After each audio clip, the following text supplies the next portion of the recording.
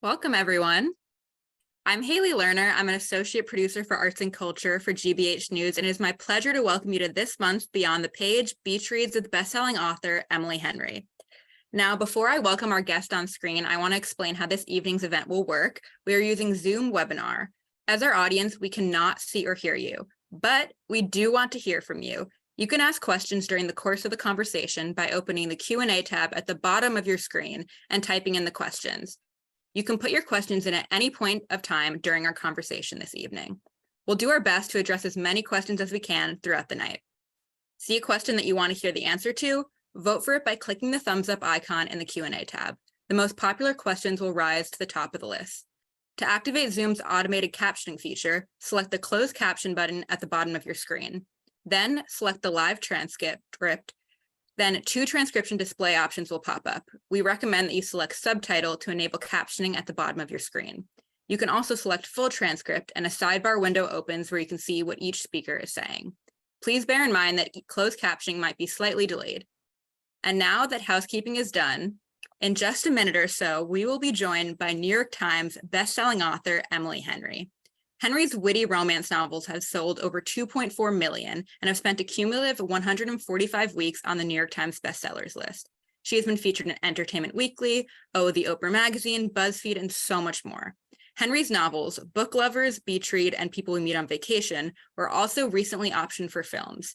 Emily Henry never fails to exceed readers' expectations, and her recent release, Happy Place, is no exception. Happy Place tackles many difficult ideas: loss, family issues, fear of the future, and most of all, what it truly means to be happy. To talk more about her latest novel and her other fabulous beach reads, please welcome Emily Henry.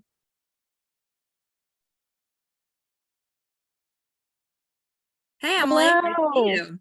Great to see you, and thank you so much for hosting me. Thank you so much for joining us today.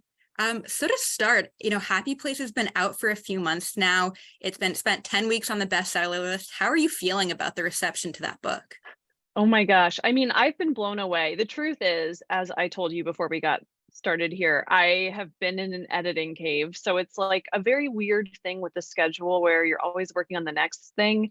And then you emerge, you kind of pop your head up above the work and you're like, oh yeah, this is still going on. Like Happy Place came out. And then I kind of like, went down underground right after that. So it is really, really incredible every time I emerge long enough to see what's going on. And yeah, I was nervous about every book, but I was really nervous about this one. So it means a lot to see how much it's connected with people and to get everybody's messages and all of that. It's like pretty magical.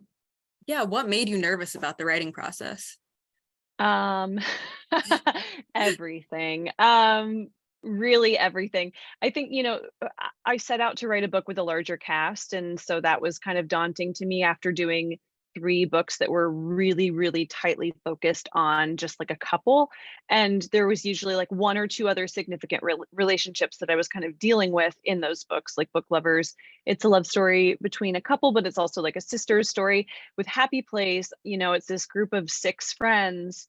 I'm like doing the math. I'm like, is it even 6 or is it 8? It's 6. 6 friends. And it was really important to me that all of those friendships feel somewhat realized and that those people feel like they have their own stories and their own lives going on in the background. So there was like this larger cast, and there were 2 timelines, which I feel fairly confident in when it's a smaller cast, but it was trickier this time around, especially, like so many of the memories that we're revisiting are folded into the same setting with the same exact group of people. So the clarity of that was really tricky. But then the biggest thing was really just that I wanted this book from the beginning. I wanted it to be like this screwball comedy, and I think it has moments of that. But when I wrote the story, it was just pulling me so wholeheartedly in a different direction that I really could not yank it back to how I envisioned it. And books always change while you're drafting them from how you pictured it. But with this one, I think that change was more pronounced. I really set out to write a very silly book. And I think there's like silly, fun stuff about it. But when you're writing about a couple who were together and in love for almost 10 years and then split up and are forced back together, that's like a much more emotionally fraught situation than I originally envisioned it. Mm-hmm. So I saw a really interesting point when people were talking about Happy Place online, where they said it's more of a story about love than a love story. Can you talk about kind of how you wrote that, how it might be a little bit of a departure for you from your previous books, because it really does kind of show this breakdown between a relationship? Yeah, I think, well, it's interesting because I think in a way that's how I'm always approaching it. But like you said, it's like it does feel like a departure because usually, even though I'm approaching it that way, the main focus is this romantic relationship.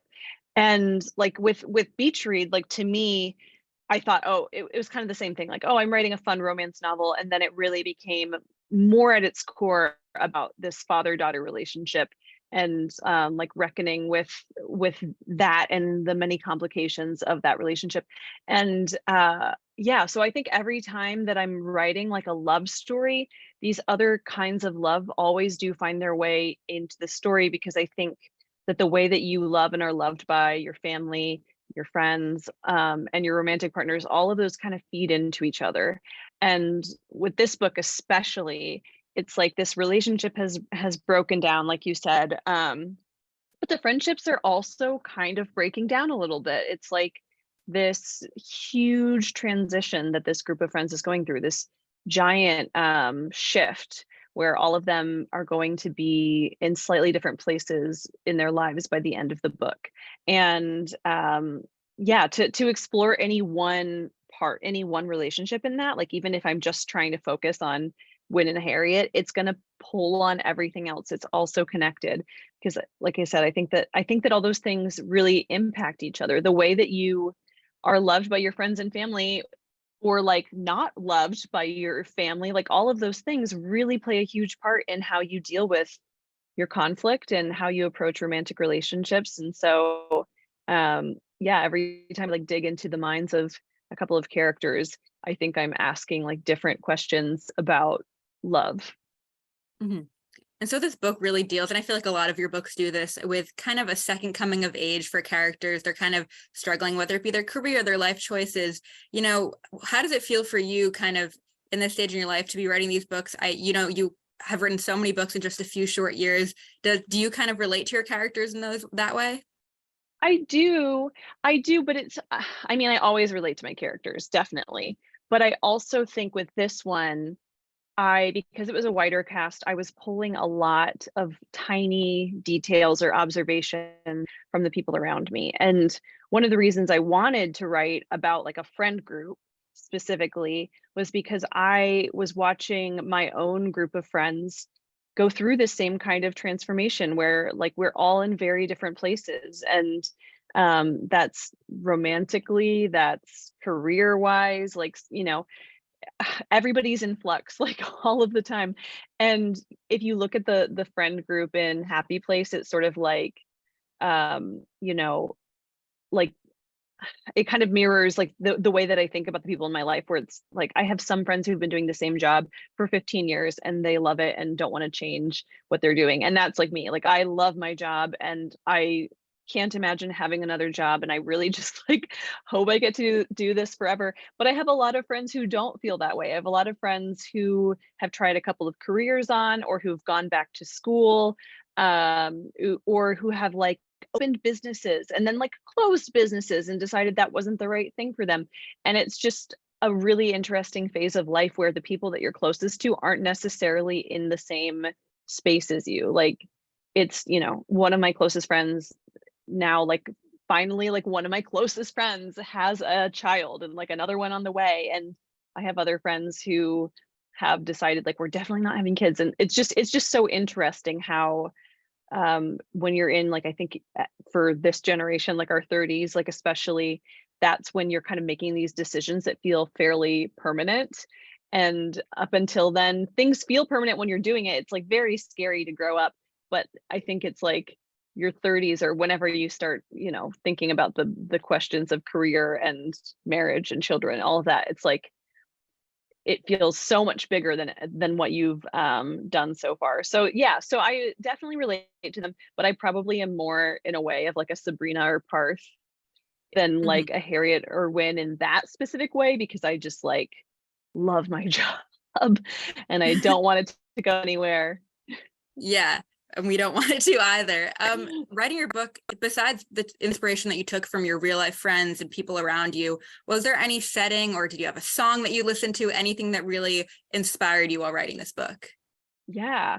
So I don't listen to music while I'm writing. I like need silence. Unfortunately, I'm too easily distracted, especially if there are lyrics. Like I could maybe do like classical music.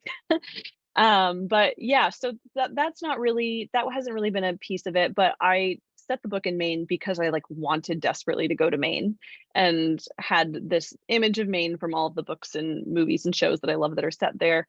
And I just wanted like an excuse to take that trip. And so I did that. And then also like I had always wanted to see Bennington College, where Shirley Jackson's husband taught, where she lived, where she lived and her husband taught. But I'd always wanted to see that school in Vermont. And when I went to Maine, I did like this driving trip, and on the way home, we decided to go like through Bennington and see the college. And so that kind of became the framework for Mattingly, the like fake school that the whole crew went to. It's like sort of a Bennington / Middlebury like mashup. And yeah, so I don't know, it's like I'm definitely always really inspired by place, but this is one of the only books, if not the only book I've ever written so far, where it was like the location was more like I want to go there and I'll figure out what would happen in a book there once I see it, once I understand it. And you know, like I haven't been that many places, so now it's kind of like I'm going to either be retreading some of the same places that I've written about before, or I'm going to be taking a lot more vacations to work. That's always a good idea, I think. Yeah, I Um, think so. so we're getting some questions in right now, and this kind of, so someone asked, how long does it take you to write a book from the idea to the release? Obviously, that's, I'm sure, kind of a convoluted question, but what is your journey like, when you write a book, Yeah. how does it work? Yeah. So if I go off the schedule that I have right now, it's like, let me try and think about this. So it's like sometime between August and the end of December, I will write a first draft, God willing. And that's kind of been the schedule like since Beach Read came out, where it's like I'm writing a first draft kind of like in the fall through the winter. If it goes more smoothly, then I'll write it, it it's like a lot of percolating the first couple of months, and then I'll usually write it in like November and December, basically the first draft. And then we'll edit it on my own kind of through January, and then turn it in to my editor, and she'll go through and give me an edit letter. And then it's just like back and forth, back and forth. And like, so where I'm at right now in the schedule is I just turned in my third draft of the book that I wrote like last fall.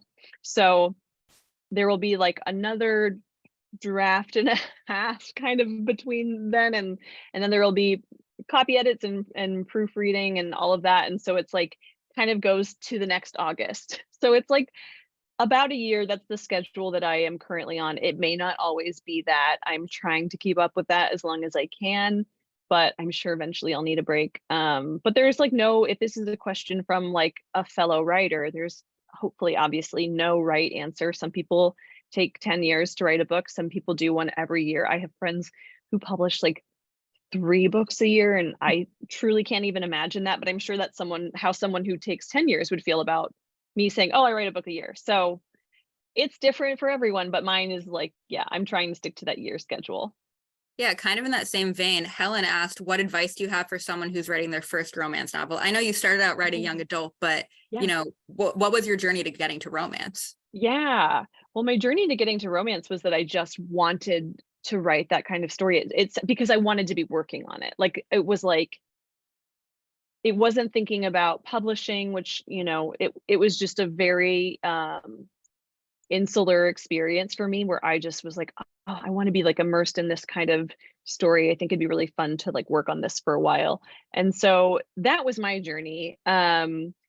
And that does kind of give like a piece of advice that I think is good and you'll hear a million times over, but to always write what you actually want to write and not what you like think that the market wants or think that you can sell or anything like that. Because when I wrote Beach Read, I really was not thinking of it that way. And I didn't even show my agent the draft for like 2 years because I didn't know where it fit into the market or even if it fit into the market. And it wasn't really until I was seen Jasmine Guillory and Helen Huang have these kind of like splashy releases with books that were romantic comedies, but also had some heavier elements that I thought, okay, maybe this could be published. But even at that time, I was aware that I wrote like a rom-com that had like a cult where everyone burned to death in it.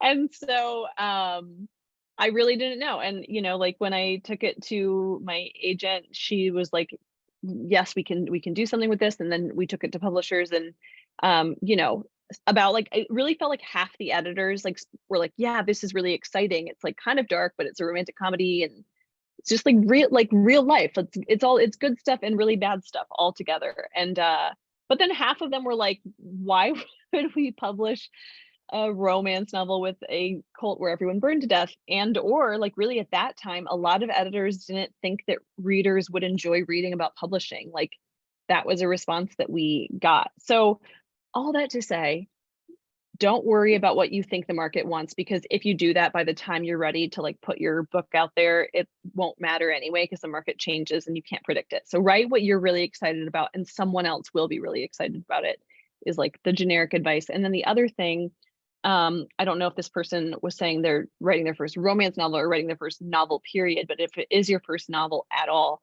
I would highly advise anyone in that situation to finish a draft of it, no matter how terrible you think it is, because I have yet to write a book that's like felt good all the way through. I usually have to just drag the words out of me to get that first draft down, and then later is when the magic happens. So don't be too dismayed if you're writing a draft and you were loving it and suddenly you hate it and it's garbage. Just push through. Even if from that point until you write the end you think it's bad, just push through and then set it aside for a little bit, come back with clear eyes. Yeah, what you said about people weren't sure if they wanted books about publishing. There are so many books like that I out there, and know. readers, there's really an audience for it. Yeah. So Yeah. that's, yeah, Yeah. you never know what people want to read. It's great. Yeah. Speaking of that, what authors do you like to read? A lot of people in the chat want to Ooh. hear some of your favorite authors to read. Yeah, I have so many. I'm gonna miss a lot that I'll wish I had shouted out. The first one, especially if the thing that you like about my books is more of like the emotion and the nuance and all that, like more than like it's like vacation-y and there's jokes, whatever. I think Kennedy Ryan is one of the best, like, or one of my favorite at least, kind of like angsty emotional romance writers working today. Her last book was called Before I Let Go, and it is also like a second chance romance between a divorced couple who like had something very traumatizing happen in their past and didn't survive it as a couple and are like finding their way back to each other. And it's gorgeous and it will make you cry, but also like just fill you up with hope. So that is one of my favorites to recommend. I did just get in the mail today something I'm very excited about, which is Catherine Center's new book, Hello Stranger. I have listened to the audio of that book. I How loved is it? it. It's so good. Oh my gosh, I'm excited because I loved everything I've read of hers, but The Bodyguard was the last thing of hers that I read, and I loved that so much. Like, it just felt like a Sandra Bullock movie that I'd never seen, Yeah. which is hard to find these days. So I definitely recommend her. Abby Jimenez, if you're like into more like, I think Abby's books will also make you cry, but they're also really funny. So I feel like that's a really good comp if you haven't already read her, but hopefully everyone has. Who else do I always? Christina Lauren, obviously, like romance queens. Nisha Sharma is like really funny and sexy books. And gosh, and my favorite historical romance, if there are any historical romance readers out there, is anything by Sherry Thomas. But I especially love, if we're gonna go on the second chance romance, which I guess we should, Private Arrangements was like actually probably a little bit pivotal in my deciding to write Happy Place, because it's about this couple who were super, super in love and they got married. You don't know what happened, but they have been estranged for like 10 years or something. And she has found a new like boyfriend and she wants to get married. And so she decides she's going to get a divorce, even though it's like the Victorian era or Regency or something. I don't remember when. And so her husband like comes back to England for the first time in 10 years. And he's like, you can't have a divorce until you give me an heir. And it's emotional and beautiful and sexy and fun, and Sherry Thomas really is the kind of person who could write the phone book, and you would probably weep. Going back to your own writing, Janet asked, she said your quippy dialogue is fabulous. She wants to know if you really have conversations like that in real life, or do you just wish you did? Oh my gosh. Well, a little bit of both, because I think there's obviously like so much of my life is like anyone else's, where I'm standing at a party trying so hard to think of a single thing to say to someone that I like don't know super well. That's definitely a very real part of my life. But what I think is so fun is when you meet someone and you immediately kind of speak that same language, that just talking feels like you're playing a game, and it's sort of like you're playing table tennis or something, and you're just really excited that you can keep it going like longer than normal. And so there are people that I have those conversations with. My mom, like, I finally got her to stop telling me, but she reads my bad reviews for some reason. And I remember years ago her telling me, like, it's so funny because people will just say nobody talks like this. And I'm always like, well, Emily and her friends talk like this. So you heard it here from one Mrs. Henry. Yes. And also no. I love that. And so Sharon wanted to know, what do you think you'd be doing if you weren't a successful author? Well, I probably wouldn't actually be doing these things, but I've had a lot of time to think about what I like if I had another life and the motivation to do this. I think it would be really fun to work in like a wolf rehab. I love wolves. It's not like I have like a lot of information about them. I just love them. And the other thing is that I think it'd be really fun to design sets and like rides in theme parks. I feel like both of these are like perfect rom-com settings. I know, you know what? I guess what I can do is I can use that as an excuse to do research and like shadow someone who has one of those jobs, and find out some information about what it's like to work in a wolf rehab and or Disney World. Well, Janet said that if you like coyotes, you should come to Massachusetts. So I do like coyotes. Are there a lot of coyotes in Massachusetts? I mean, I live in Yeah. right here in the city, so I haven't seen any, but Yeah. I'm sure they're out and about once we get further Yeah. out.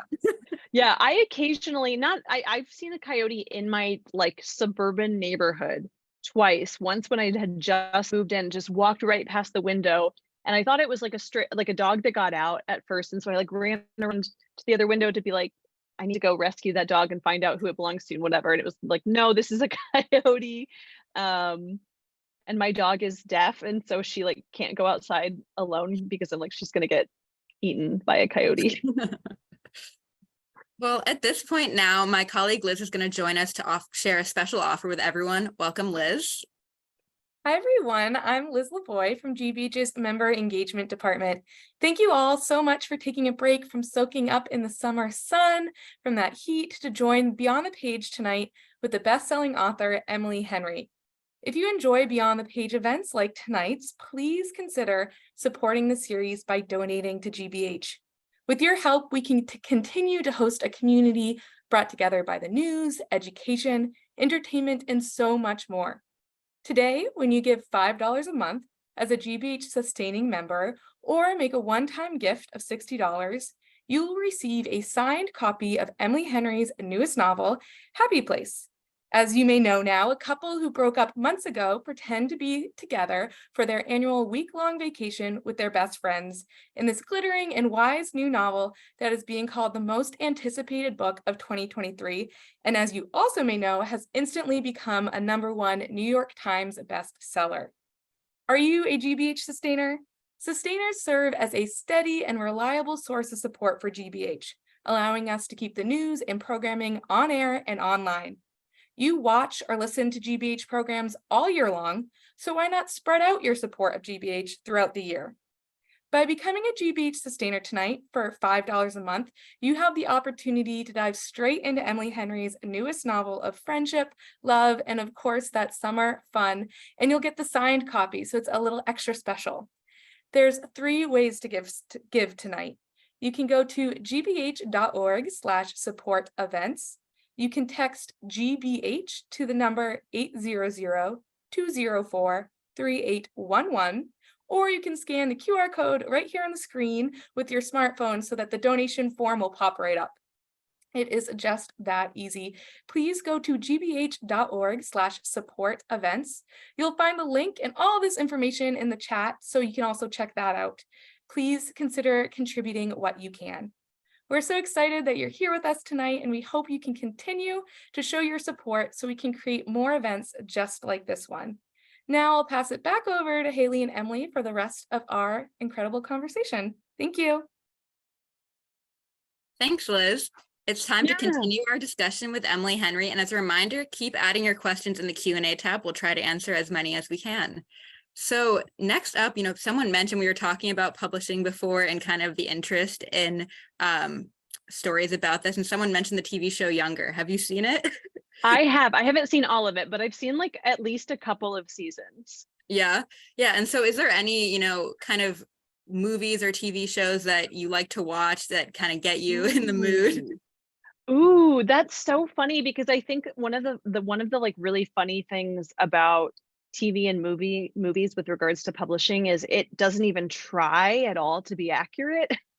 And I don't know if that's just like, okay, we're not going to do the research, but I think it's probably more likely that it just wouldn't work for the story. So like I definitely did watch a lot of Younger, and the main thing I remember was that it was just like a lot of bidding on books and then being like, we've got to get this on shelves next week. No editing, nothing is happening. So nothing that I watched to get me in the mood to write. However, I do have some things that I rewatch a lot, like especially like over the winter holidays, that are like, I think that's when I get all cozy and want to get really into rom-coms. So like within like every 2 years, I kind of like oscillate which movies I'm watching, but I'm just going to name a bunch of movies now that everyone hopefully has seen, but if not, you'll get to go see some of them. So I will always watch You've Got Mail, and When Harry Met Sally. I'll kind of take turns with those. And The Holiday is one of my favorites. So cute. Shop Around the Corner, which You've Got Mail is based on. What else? Oh, Bridget Jones. Fantastic.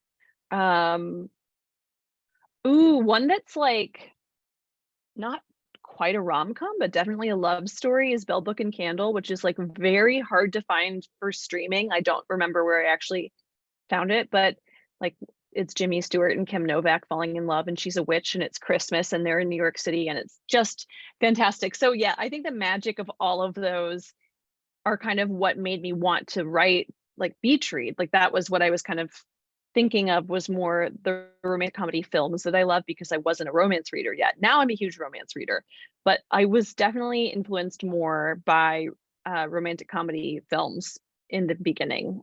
So all of those, they all get me. I don't know if they get me in the mood to write, but they definitely like fill my well, and like I want to make things that are as poignant and sweet and soft and beautiful as all of those movies.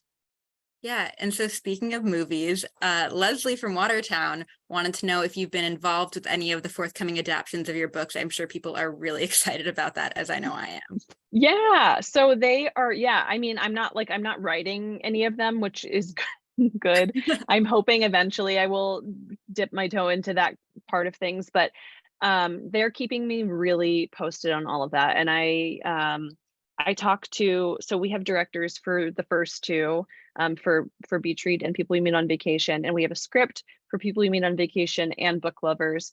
And so I talk to the directors like very regularly, like as friends, but also just like what, where things are, like what are the producers thinking, who are they meeting with, all of that kind of thing. So they're really keeping me involved, which I appreciate a lot, because that is not necessarily implied. I have found out a lot of times they don't really want the author anywhere near it, because it just can slow things down. There's already so many voices in the room and in the creative process, but they're definitely looping me in, and they want my opinion. And I was really heartened that right off the bat, one of the very first things that our director Brett for People did was send me like an email being like, I want to know the scenes and the moments and the quotes that your readers will like riot if they're not in the movie. And so yeah, it's definitely like interesting to be behind the curtain and to realize what a collaboration it is, and to understand that it's not really how I've always thought of it, which is like just like being the book. It's really its own art form. And these are artists who love something about these books and then want to take their own voice and kind of like map it onto that. And so it's really special. It's something that feels very different from just like writing a book on your own with only like you and yourself and your computer. But I feel like I have really, really, really good teams for all of them. And so we are very hopeful that the readers will be thrilled. That's obviously the goal.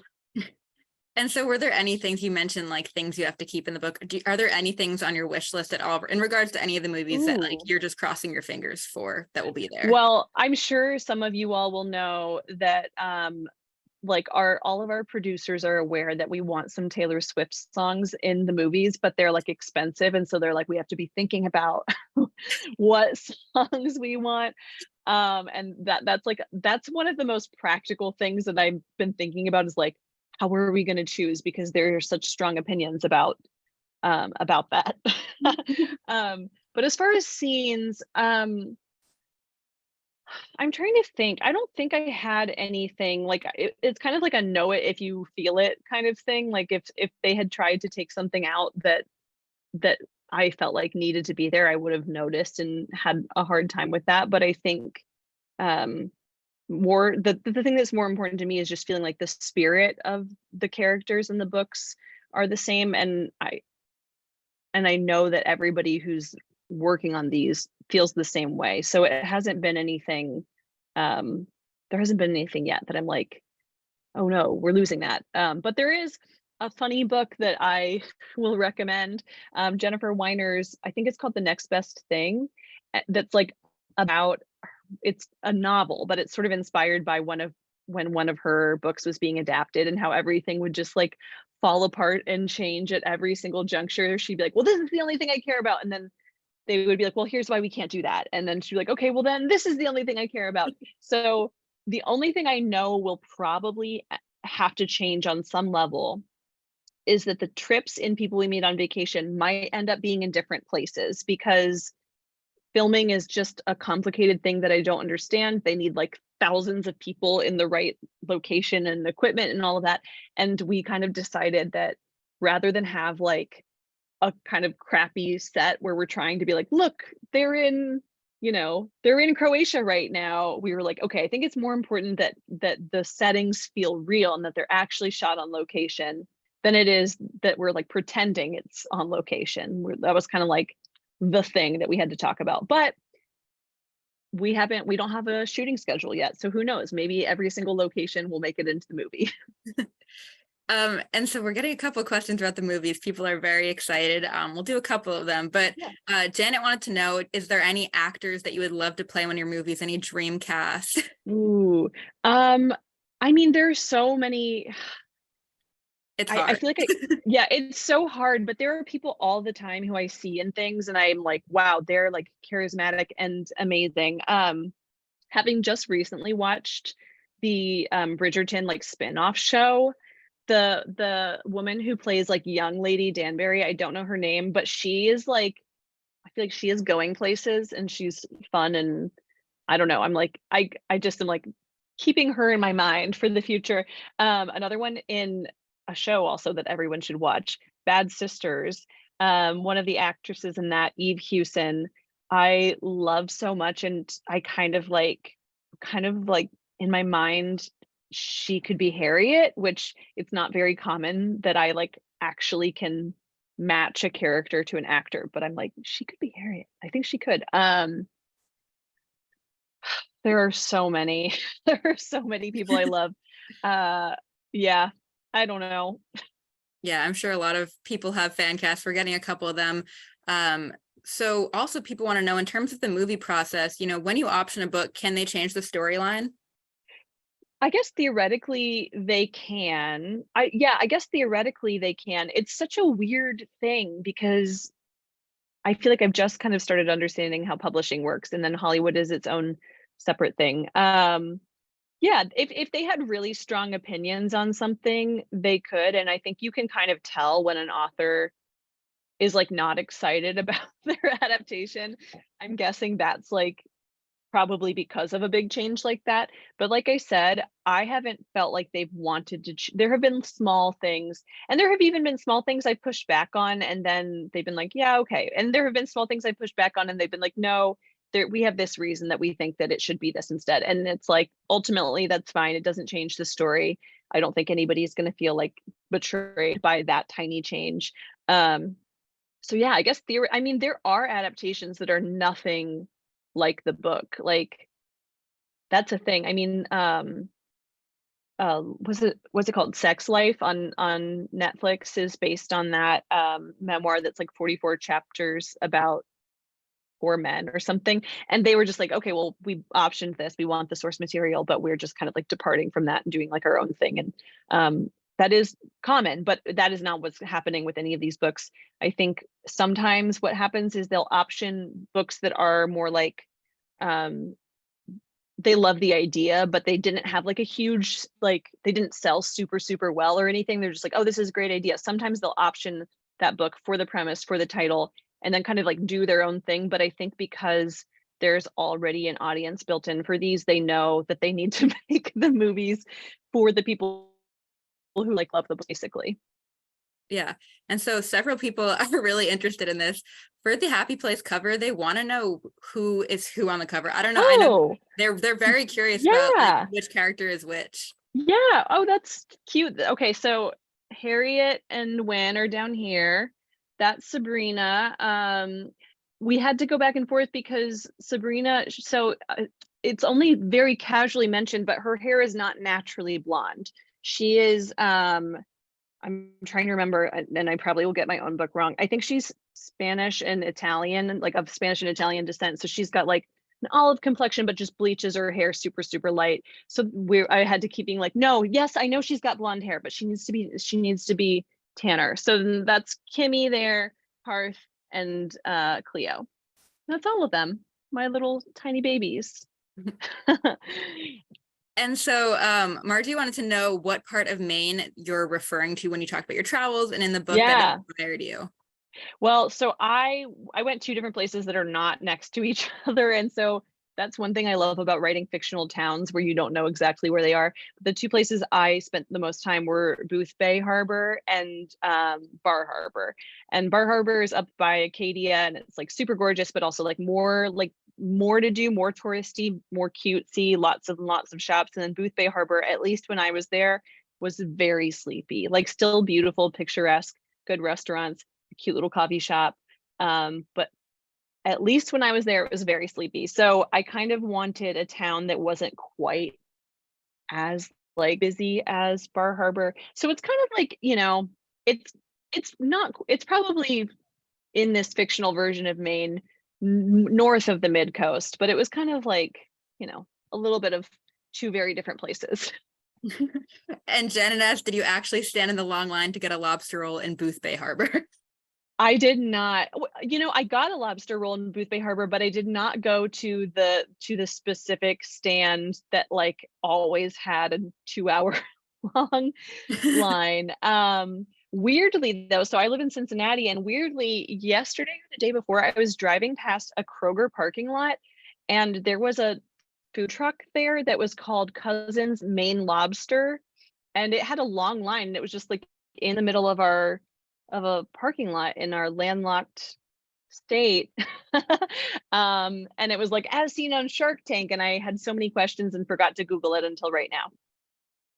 So I might go stand in that line if that ever turns up again, although I'm also a little bit suspicious of buying crab from a parking lot in Ohio.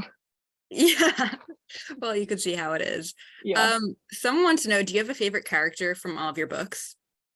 Ooh, a favorite character from all my books. Well, I mean, Happy Place is the freshest, and I think like I tend to really love the side characters, probably because I don't have to go as deep into like what's awful about them.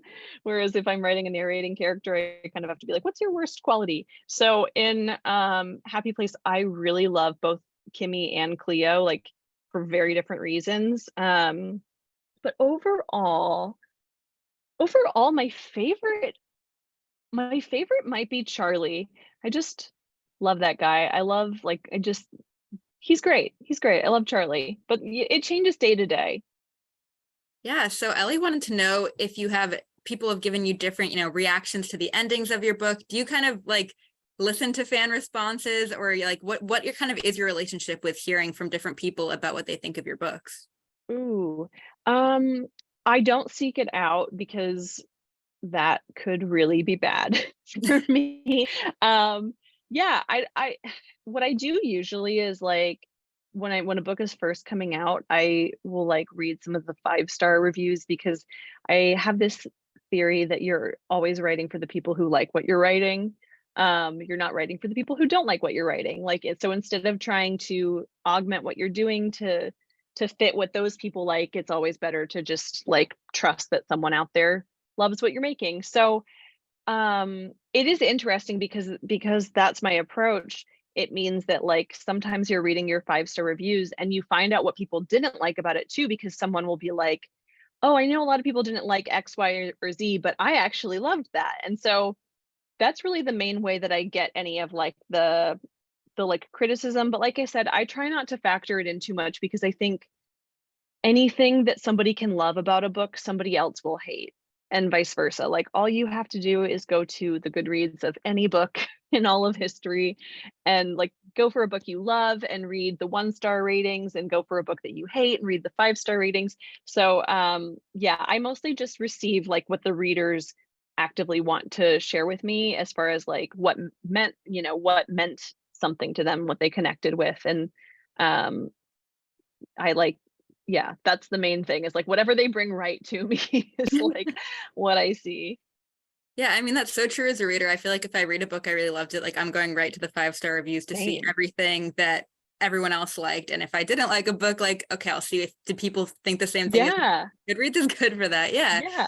And it's Um, also so interesting because it's really common that whatever way I did feel, I go and find out that the majority of people felt the exact opposite way I feel. And so you're like, okay, all right, that's everybody, it's valid. Everybody's opinion is valid here.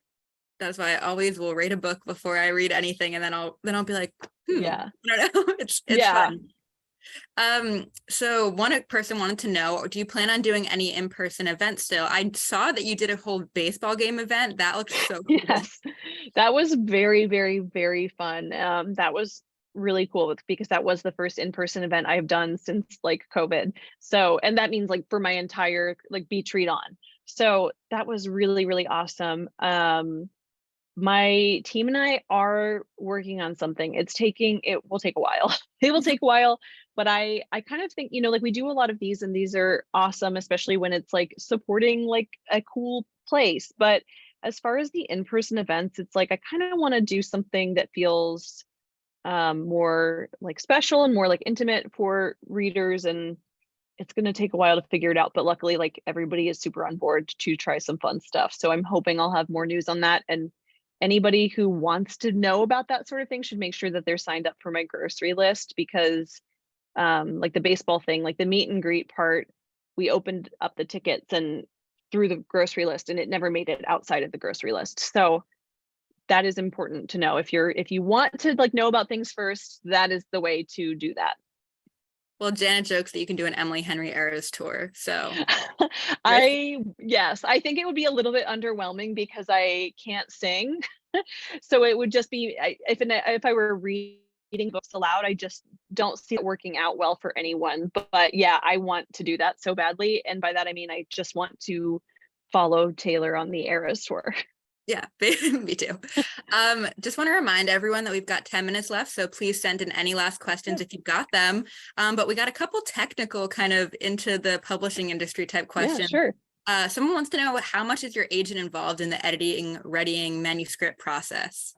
Yeah, so normally when you first sign with an agent, if it I'm like going so deep into the weeds. So when I signed with my agent, she was very involved with editing the book before we tried to sell it, and that was Beach Read. Like we did like probably 2 rounds of notes, one that was like broader and then one that was kind of loose ends. There might have been another even tinier one. I'm not sure because it's been a while. So she was involved to that extent, and then every book forward, since I've worked with the same editor and I know that we work really well together and we have that trust, my agent kind of gets folded in, like every couple of drafts we'll just include her, and so she can read if she has the time, and she might have thoughts that she'll weigh in, and she reads everything before it comes out, but they're usually less involved once you have an editor who you have a really good working relationship with. If you're publishing with several different publishers, or if you're like trying to sell into multiple different categories, then your agent, I mean, they run the gambit, but mine, she's not like hyper editorial. There are some who will make you edit a book for like months before they take it to an editor. But she does a little bit of editing for me. Mhm. And so people wanted to know, what's the process like for your cover art? Obviously, I think it is the same artist for all of them, as you can see behind me, but how does it go for that? Do you have any input in that process? Yeah, I do. Yeah. So with Beach Read, we went back and forth forever. So again, my editor and my agent and I all work really, really well together, and we all are weirdly opinionated about things that probably don't matter at all. And so with Beach Read, it was like a very long, arduous process of us making tiny, tiny changes, because we really had this vision of folding in the romantic comedy readers who are reading like Jasmine's books and Helen's books and Sally Thorne's books, but we also wanted to try and scoop some of like the Sally Rooney readers, more of like the book clubby literary fiction readers. We felt like Beach Read could appeal to people in both of those groups, and so we really wanted a cover that kind of felt like both. And so we went back and forth forever, and then we landed with Beach Read, and because it did really well, then going forward we were like, okay, well, we should stick with the same basic theme. And so there is a lot of back and forth. We always get multiple versions of every cover to start out with. There's like always several different color palettes we look at. Like the people we meet on vacation, I remember there was like a hot pink that I loved, and I think that was what actually made me suggest a really hot pink for Happy Place, because I loved the hot pink, but we thought the orange looked better overall. And there was also like a neon green that I loved, but there's this thing where there's like a rumor that green book covers are cursed, and so they don't sell as well. But like, Now I'm I trying don't to know think if of them. I know, like Evelyn Hugo is the exception that I can immediately think of, where it's like that's mostly a green cover. Yeah. I'm sure there are a lot of exceptions, but I don't know if it's based in anything. But ever since somebody said that to me, I'm kind of terrified for when we inevitably have to have a green cover. But yeah, they do let me be really involved. Covers are the kind of thing where usually they say your contract might have the wording that you get like approval, or there might be a different word that's a little bit flimsier. And it doesn't totally mean that you get to approve it, but it means that they will listen to it if you don't like it. And yeah, they want you to be happy, but ultimately they also have sales and marketing teams who are doing a lot of research and who will tell you why they think a cover should or shouldn't be what, you and your team come up with. So it's really collaborative. I am involved, but I'm not like the end all be all. Mhm.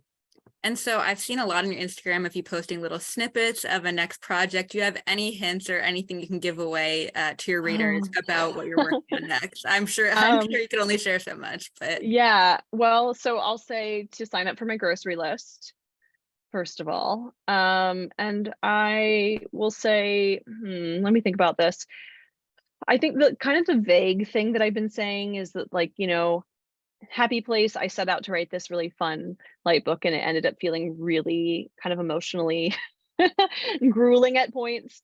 And with this next one, I really wanted to kind of take a step back from that and just write more of like a funny, light story that would feel good. And so there are still some emotional moments in it, but I think overall it's maybe more like on par with like book lovers as far as the emotional turmoil of the characters. And because I shared this in a little snippet that I did share on Instagram. I'll also say that at some point in the book, two characters may or may not live together. ooh, there's a lot of possibilities there. Yeah, I know. Yeah. Anything could happen. Exactly. So a really good question that we got. So someone asked, how does it feel to know that your books have left an imprint on people's lives? And how does it feel to know your work will live on after you? Oh my gosh. Deep question. Yeah.